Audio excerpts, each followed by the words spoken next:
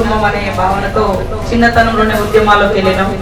తర్వాత అనుకోకుండా పాలిటిక్స్ లోకి వచ్చినాం. ఇది ఒక పెద్ద ప్రపంచం, కానీ ప్రపంచాన్ని ప్రపంచంలా కాకుండా నా ఫ్యామిలీగా చూస్తా.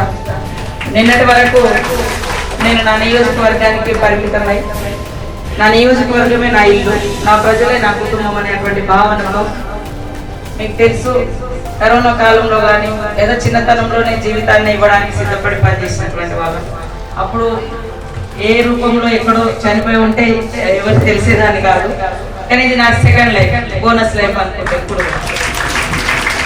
అంటే నాకు ఈ సర్వీస్ చేసేటువంటి గొప్ప అవకాశం మీరందరూ కూడా కల్పిస్తూ ఉన్నారు. కాబట్టి మొన్నటి వరకు పరిమితమైంది నా కాన్స్టిట్యున్సీ వరకు నా కుటుంబంగా. ఇప్పుడు మీరందరూ అదేవిధంగా ఈ రాష్ట్ర ప్రజలందరికీ కూడా మేము సేవకులుగానే పనిచేయడానికి ముందుకు రావడం జరిగింది.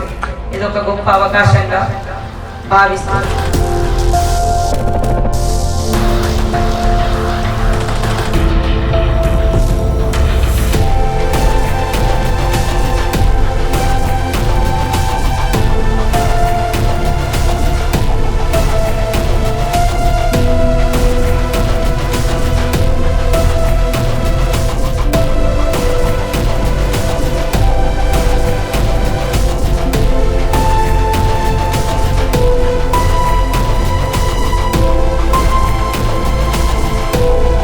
మరిన్ని వీడియోస్ కోసం ఛానల్ ని సబ్స్క్రైబ్ చేయండి. లేటెస్ట్ అప్డేట్స్ కోసం వాట్సాప్ ఛానల్ ని ఫాలో చేయండి.